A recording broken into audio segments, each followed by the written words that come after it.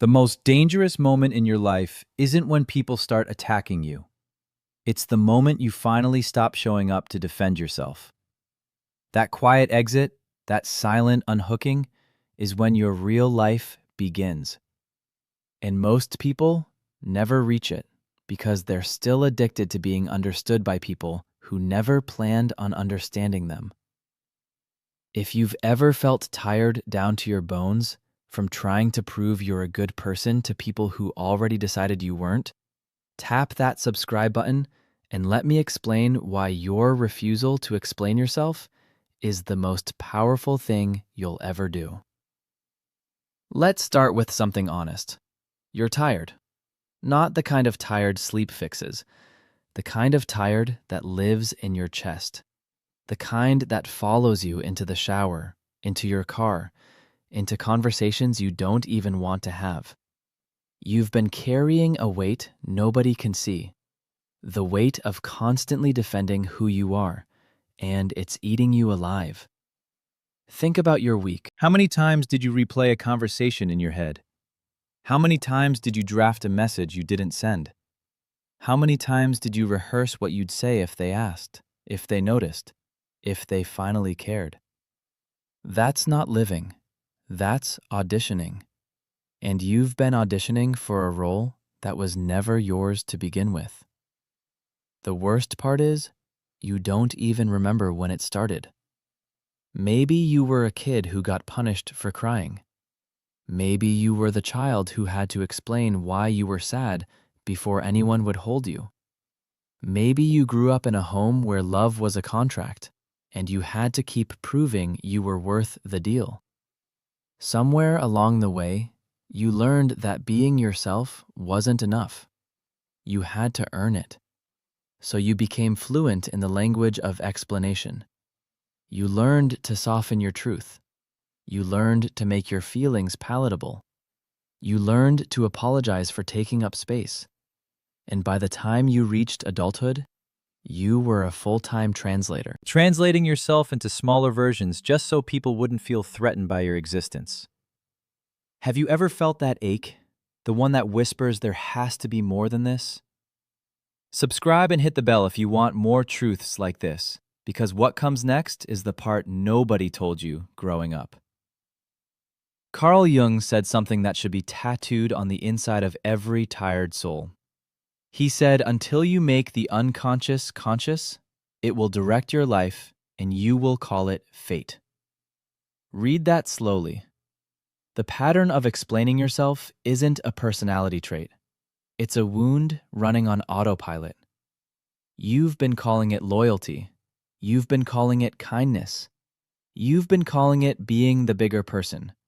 But really, it's been an old wound dressed up in adult clothes. That wound has a voice. It sounds reasonable. It says, just one more conversation. Just one more chance.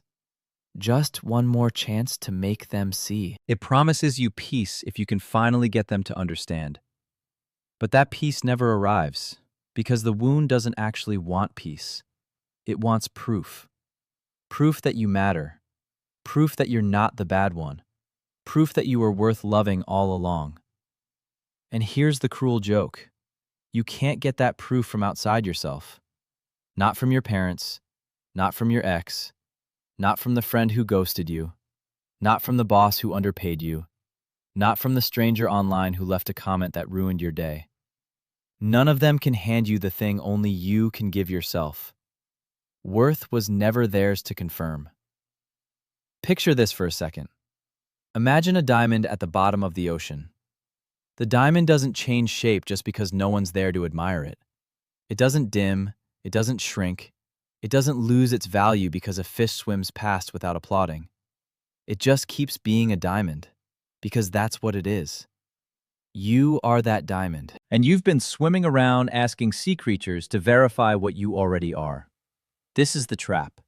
The more you ask, the more they doubt. The more you explain, the less they trust. Human beings are wired strangely. We respect what stands firm. We dismiss what begs. Every time you over-explain, you accidentally teach people that your worth is up for negotiation. And once it's negotiable, they negotiate it down. Not because they're evil, because that's just how energy works. Does this sound like someone you know? Share this video with them and subscribe for more, because what I'm about to say next is the line that quietly changes lives. Worth is not a debate. It's a fact, and facts don't argue. The sun doesn't argue with people who deny it's hot. The ocean doesn't argue with people who say it's small. The mountain doesn't argue with people who call it a hill. They just keep being what they are, and time settles the score. You were never supposed to argue your existence. You were supposed to live it so undeniably that arguments became unnecessary. But somewhere, you forgot. Maybe a parent made you feel like a burden. Maybe a teacher made you feel stupid. Maybe a friend laughed at the wrong moment.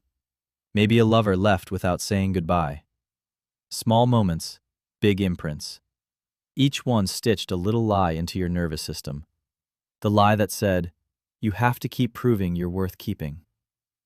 And you've been carrying that lie like luggage at an airport you never wanted to visit. Now think about what your life looks like because of that lie. You overgive. You over-apologize. You over-explain. You stay too long. You shrink too small. You laugh when something hurts. You say it's fine when it's not. You stay up at night rewriting messages no one is waiting for. You wake up exhausted from arguments you only had in your head.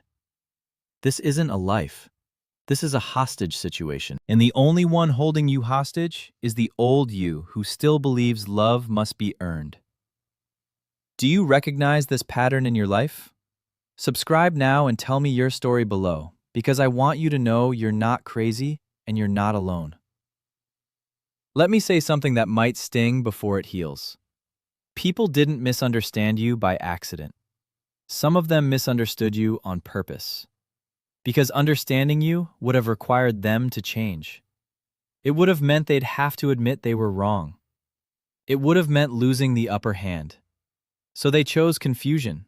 They chose silence. They chose the version of you that made them feel comfortable. And you spent years trying to correct a story they were never planning to rewrite. Let that settle. The reason your explanations never worked isn't because you weren't clear enough. It's because clarity wasn't what they wanted. They wanted control. They wanted you small. They wanted you doubting yourself. Because a person who doubts themselves is easy to manage. A person who knows themselves is dangerous to anyone who tried to use them. So you became dangerous the moment you started questioning the role you'd been cast in. That's why people get nervous when you stop explaining. That's why some friends start acting weird when you set boundaries. That's why family members get loud when you go quiet. They feel the shift. They sense that the old you is dying. And the old you was their meal. Of course they're upset. The buffet is closing. This is where most people break. They feel the discomfort of becoming new and they run back to the old. They send the long message. They apologize first. They explain one more time. They sacrifice their growth on the altar of someone else's comfort. And just like that, they're back in the cage. The door was open. They just couldn't tolerate the silence on the other side. But not you. Not anymore. You're going to learn to tolerate the silence. You're going to let people be uncomfortable. You're going to let stories about you exist without rushing in to correct them. Because every time you correct a story you didn't write, you give the storyteller more power. Let them have their fiction. You're busy living your reality. Is this why you've been feeling exhausted lately? Subscribe and let me know in the comments, because the next part is where your old life officially ends. Here's the truth about energy. You only have so much in a day. You're working with a limited tank. Every word you use defending yourself is fuel you'll never get back. Every overthinking session is gas burned in a parked car. You wonder why you have no creativity, no joy, no spark? It's because you've been spending your life force trying to convince people who weren't worth 1 teaspoon of you. Imagine if you took all that energy and pointed it inward. Imagine if every defense you've ever rehearsed became a poem, a business, a workout, a meal, a moment with someone who actually loves you. Imagine if the hours you spent decoding someone's behavior were spent decoding your own dreams. Your life would be unrecognizable. Not in a year, in a season. That's how powerful your energy is. You've just been pouring it into the wrong cups. When you stop explaining, your energy comes home. It floods back into your body. You'll feel it in strange, small ways at first. Your shoulders drop. Your jaw unclenches. You sleep deeper. You laugh easier. You stop checking your phone every 5 minutes. You start to notice the sky again. The world gets quieter, but you get louder inside yourself. That's not coincidence. That's your soul moving back into the house you abandoned. You'll also start noticing what was always there. The way your friend interrupts you. The way your partner dismisses your feelings. The way your family talks over your dreams. None of this is new. You just couldn't see it because you were too busy trying to fix the lighting in their eyes. Now the lights come on, and you see clearly. And clear sight changes everything. Have you been pretending everything is fine when it's not? Subscribe and drop your experience below, because the next chapter of this video is the one I wish someone had taught me at 20. Let's talk about the people who leave when you stop explaining, because they will leave. Some quickly, some slowly, some dramatically, some quietly. You'll watch them peel away from your life like old paint, and it will hurt even though you knew it was coming. That hurt is real. Don't shame yourself for feeling it. Grieve what was, but don't go back to it, not even once. Some of those people weren't bad. They just needed the old you, the version that was always available, the version that always smoothed things over, the version that absorbed all the discomfort so no one else had to feel it. That version was helpful, but it wasn't honest. And dishonest relationships, no matter how warm, are still cages with curtains. Other people weren't just consumers of your old self. They were architects of it. They actively built the cage. They told you who you were supposed to be. They rewarded you for shrinking. They punished you for growing. They will fight the hardest when you change, because your change is exposing their design. And nothing scares a cage builder more than a bird that learned the door was never locked. Let them be scared.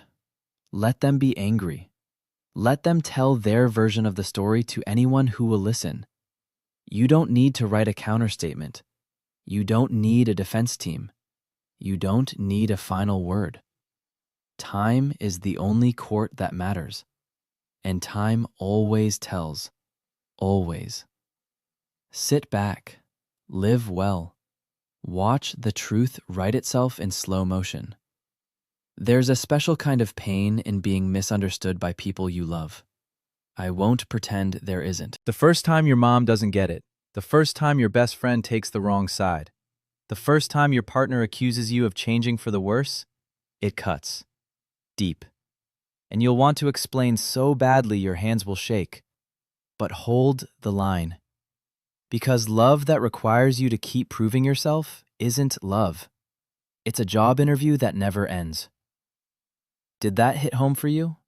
Let me know in the comments and subscribe so you don't miss part 2, because what comes next is the moment your power switches on. Now here's what they don't teach you in schools, in churches, in self-help books that try to be safe. Power isn't loud. Power is quiet. Real power doesn't yell. It doesn't post about it. It doesn't make speeches. Real power walks into a room, says less than everyone expects, and changes the temperature without lifting a finger. That's what you're becoming. A person whose silence rearranges the energy of every space. Sovereign people, the ones I'm talking about, the ones you're becoming, share a few traits. They speak slowly because they're not afraid of the pause. They listen more than they explain. They let people misjudge them and don't flinch. They don't argue with critics. They don't beg for closure. They don't fight for last words. They walk through life with their feet rooted and their eyes calm. They've made friends with being misunderstood, and that friendship is their freedom. You can feel sovereign people when they walk in. Something shifts. They're not louder, they're not better dressed. They're just, what?